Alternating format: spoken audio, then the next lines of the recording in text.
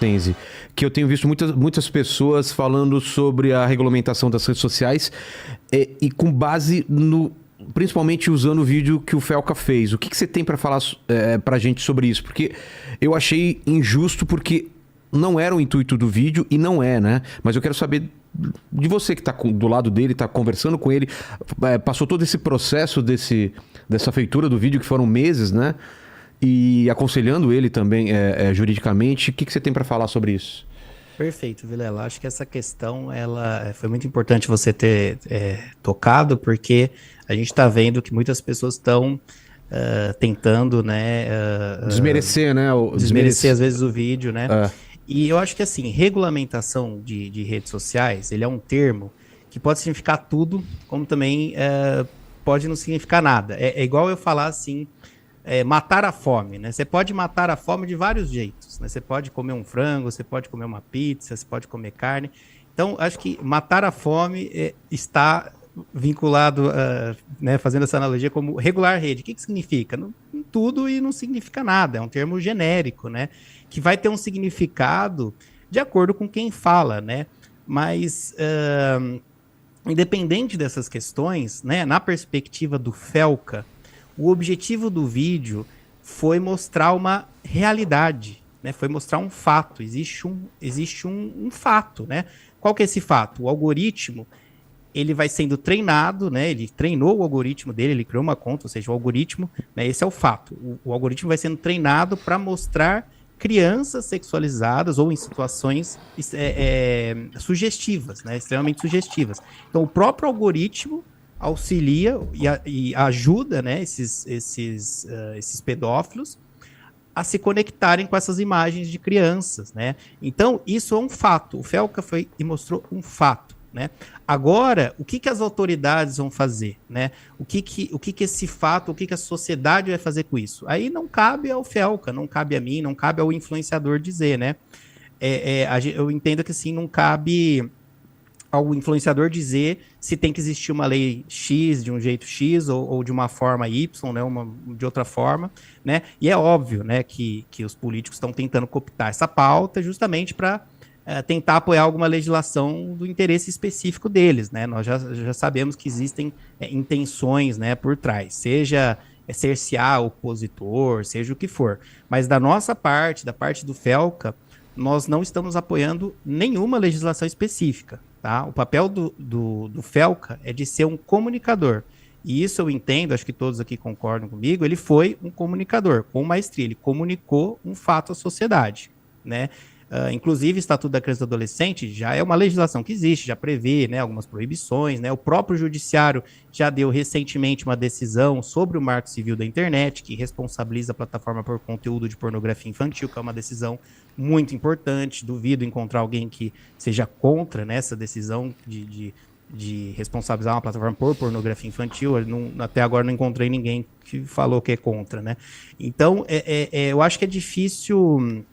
Eu acho que é a questão, assim, que, retomando, né, o que eu estava falando, de que, enfim, o Marco Civil da Internet, Estatuto da Criança, do Adolescente, né, o próprio Judiciário decidiu recentemente, então eu entendo que já tem, logicamente, leis nesse sentido, né, para tomar algumas atitudes, né, lógico. Agora, se isso precisa avançar ou não, aí cabe às autoridades decidirem, discutir, não ao Felca, né. Eu queria deixar isso bem claro sobre esse tema regulação de redes de uma vez por todas, para a gente matar esse tema, né, dessas, até às vezes, teorias da conspiração. O Felca é um comunicador. Ele comunicou um fato. Agora, o que as pessoas vão fazer com isso, que a sociedade vai fazer, o que os políticos vão fazer, o que vai se decidir, aí não cabe a ele, né? A gente não encampa essa questão de nenhuma forma, né, nesse sentido.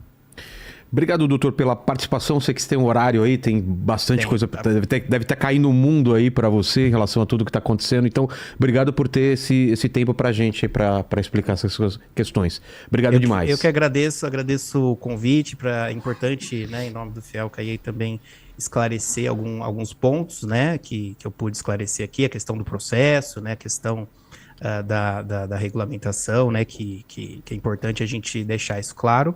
Então, agradeço demais, Joel, né, a Sheili, né, Luana, você, Vilela, a Fabi aí, pelo sempre receptividade. E tá caindo o mundo, sim, muita gente chamando, muita coisa acontecendo, muitos processos chegando, muitos processos indo. Então, muita coisa para fazer, então eu tenho realmente que ir. Peço desculpas, mas agradeço ao mesmo tempo. E agradece ao Felca, ele já mandou, a gente mandou o convite para ele agradeceu, realmente é isso que você estava falando, né? No momento, como não tem nada a acrescentar, é melhor ele esperar o que vai acontecer e assim, quando tiver alguma novidade, ele volta para falar, tá certo? O espaço Perfeito. aqui tá aberto, Obrigado. como teve na época das bets. Obrigado, doutor. Até mais. Joel, a gente tava falando dessa regulamentação das redes.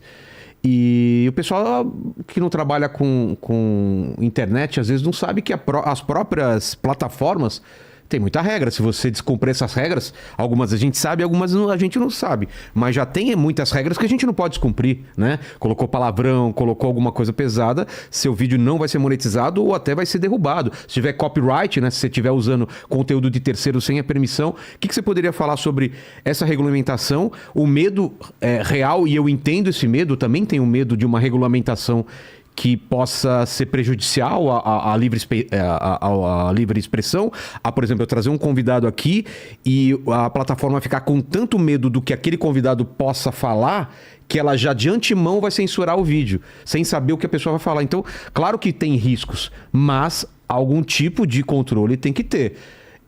Na minha opinião, eu acho que todas as pessoas que estão na rede, elas têm que ter, mesmo que tenha um pseudônimo, um avatar, você tem que saber com o CPF daquela pessoa, né? Até para facilitar quando ela cometer crime. O que você acha, João? Não, eu acho que as plataformas tinham que ter regras mais claras sobre as coisas, tá? Eu acho que não custa nada isso, é da vida em sociedade, cara. Desde que a gente começa a viver em sociedade, a gente vai incluindo algumas regras que não necessariamente é censura ou é coação. Eu não Mas posso são regras entrar. de convivência. Eu não posso entrar de sunga. Eu não posso entrar de sunga num banco, né? Vai ter a regra lá, não, né? Tem regras nos lugares onde você vai, né? Regras, inclusive, muitas delas a gente é uma regra de etiqueta que é seguida pelas pessoas, porque é de bom tom. Nas redes sociais parece que essa materialização ela acaba, né? Eu costumo dizer que a falta do olho no olho, essa hiperconectividade, essa falta de materialidade na conversa com outra pessoa, faz com que as pessoas acreditem que elas podem falar e fazer o que quiserem na internet, porque simplesmente estão atrás de um avatar. E aí eu me pergunto, se em tudo na vida a gente coloca o CPF e o RG, por que um perfil não pode colocar esse RG e simplesmente se responsabilizar pelas coisas que está falando? Na rua você tem que se responsabilizar por isso. A internet são as novas ruas, né? Mas eu fico mais preocupado ainda, e aí nem estou falando necessariamente de discussão sobre como será a regulamentação, mas aí eu fico bastante preocupado com como as novas gerações elas têm dominado muito mais e têm tido muito mais liberdade de caminhar pelas ruas da internet e das redes sociais. Eu nem falo estatal, mas das próprias redes sociais, que a gente não entende direito quais são as regras, o que se pode fazer, o que se não pode fazer. Se a gente quer continuar convivendo em sociedade sem ter um colapso, muitas coisas precisam ser regulamentadas. Agora, a gente precisa fazer um debate honesto, um debate com muito diálogo, para ver como que a gente vai fazer essas coisas, porque não vai dar mais, mano. Vai chegar um momento que vai acontecer alguma coisa, já está acontecendo coisas muito terríveis, mas vai chegar um momento que a sociedade vai olhar para isso e vai falar assim, olha, sem a gente responsabilizar as pessoas pelo que acontece nas redes sociais, a gente não vai conseguir se manter como sociedade. É basicamente, quer um exemplo de como a gente não está avançando nisso e a gente vai se ferrar no ano que vem? As inteligências artificiais estão fazendo vários vídeos. E a questão é que essa tecnologia ela tá avançando muito rapidamente. Até o final do ano vai ser muito difícil, ou no começo do ano que vem, vai ser muito difícil a pessoa entender em baixa resolução que vídeo que é IA ou que vídeo é real. E aí, a gente tem eleições no ano que vem. Imagina a quantidade de vídeos de inteligência artificial que vão ser lançadas no WhatsApp das pessoas, nas redes sociais, difamando candidatos com fake news, e agora com uma prova real, que a verdade vai estar perdida. Porque quem é a favor desse candidato vai dizer que é IA, quem é contra esse candidato vai dizer que é real. E aí não importa se é uma IA ou se não é uma IA. Cada um vai acreditar na verdade que mais lhe convém. E não importa se aquilo é real ou não. Então, essas faltas de regulamentações em tudo que a gente fala nas redes sociais vai desembocar num conflito de ódio terrível no ano que vem. Na época das eleições, por exemplo. Se a gente não se mexer agora, vai ser uma carnificina. Então, a gente precisa perder um pouco de medo de debater a regulamentação das redes sociais. E, obviamente, que regulamentar uma rede social não é censura, né? É a gente conseguir proteger, pelo menos, as nossas crianças, que são o nosso futuro e que não tem como se proteger, né? Pois é, deixa eu jogar a palavra para a Luana, que ela também tem horário. Eu queria que você tentasse, então, Luana, pegar tudo que a gente falou, dar sua consideração final antes de se despedir aí. E obrigado também pela participação. Obrigada, Rogério, o pessoal que está aqui comigo. Bom, eu quero só deixar alguns dados antes de ir embora, porque infelizmente não vai dar tempo de falar. Mas o Felca, ele bate muito no assunto exatamente de... É importante que as pessoas entendam, Rogério, que ele falou da pontinha do iceberg sobre a adultização. Ele não falou sobre tudo.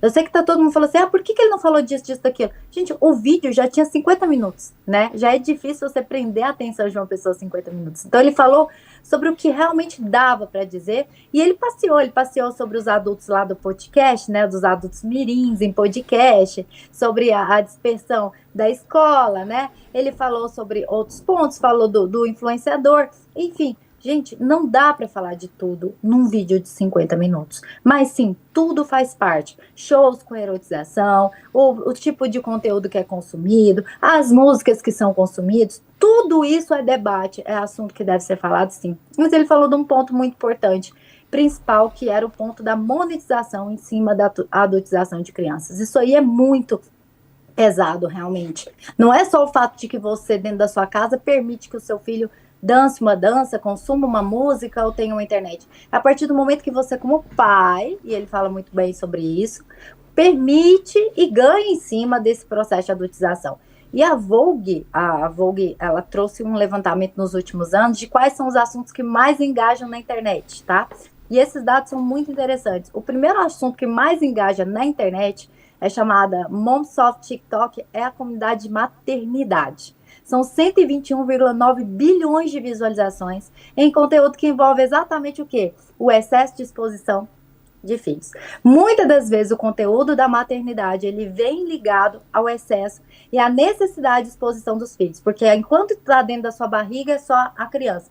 Mas aí passou da barriga, já tem a criança ali vindo ao mundo, e às vezes essa mãe não consegue desvincular do valor que ela recebia, do abraço da sociedade que ela recebia, entre outros. Em segundo lugar é moda e estilo, e em terceiro lugar é adolescência e tendência. O terceiro assunto que mais monetiza é o público jovem de lifestyle adolescente. Música, aqueles Get Ready With Me, né? A gente tem visto que crianças vêm se preparar comigo antes de ir para a escola, né, usando uma cambada de dermatológicos, né, entre outros. Isso é muito consumido também, um excesso, um overposting. E aí a gente precisa, por fim, começar a se questionar realmente sobre a responsabilidade de pais e da própria plataforma em cima desse conteúdo, né? É isso que é a discussão ali. Afinal de contas, a gente sabe que o algoritmo não é o IA. A gente sabe que o algoritmo é inteligente, que ele conecta pessoas. E por que ele não usa essa mesma inteligência para derrubar conteúdos que são denunciados e que a plataforma não derruba? A gente teve, eu vou citar, Rogério, perfis no TikTok completamente ligados à erotização da amamentação. O cara pegou um monte de conteúdo de mulheres amamentando, em que o seio ficava à mostra, e aí a própria plataforma entende que aquilo é um conteúdo de amamentação, e não um conteúdo de erotização, quando ele só pega esse tipo de imagem, com foco no seio, com foco nos seios à mostra, entre outros conteúdos. Então aqui é uma responsabilidade civil dos pais, que deve ser questionada e que deve ser ampliada. Só que, é claro, todas as autoridades públicas, elas precisam melhorar o seu acervo, seu recurso humano, fazer mais concurso, porque realmente não se dá conta da quantidade de criminalidade e de ações civis que deveriam ser tomadas nesse âmbito.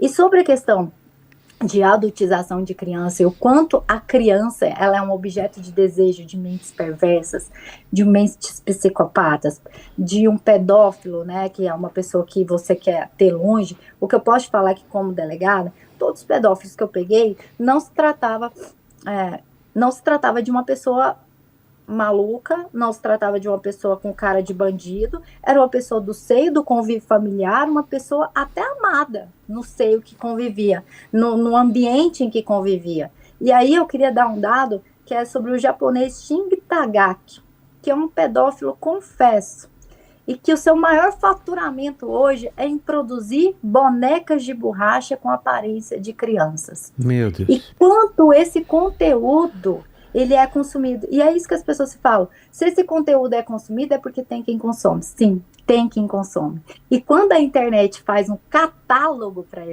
para esse consumidor, que é isso que a internet faz, por meio das hashtags, do algoritmo, etc e tal, é criar um catálogo, a gente desprotege as crianças. E a gente está ganhando dinheiro, está ganhando visualização, está ganhando fama. A custas de quê? Qual é o impacto disso na vida de uma criança? O quanto essa criança queria ter sua infância repartida com os outros?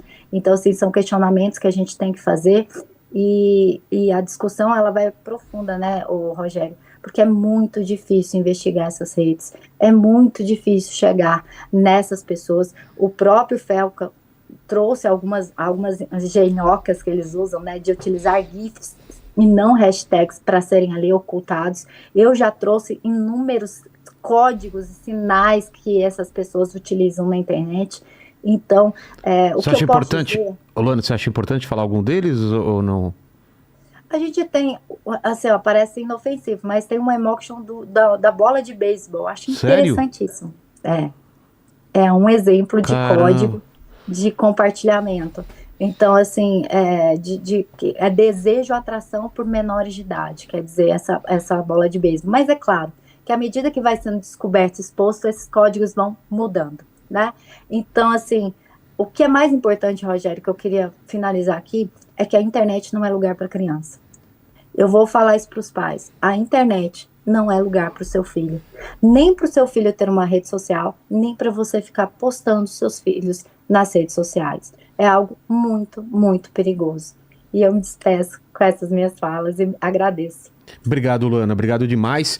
O pessoal tá perguntando por que todo mundo tá com horário. Porque a gente teve que fazer realmente, convidou todo mundo em cima da hora por causa do problema da Ana Beatriz, que ela teve que embarcar. Então, realmente, quebraram o galho aí pra gente, quebraram o galho de uma maneira muito boa aí, com conhecimento. Obrigado, Luana. E tem que voltar aqui também.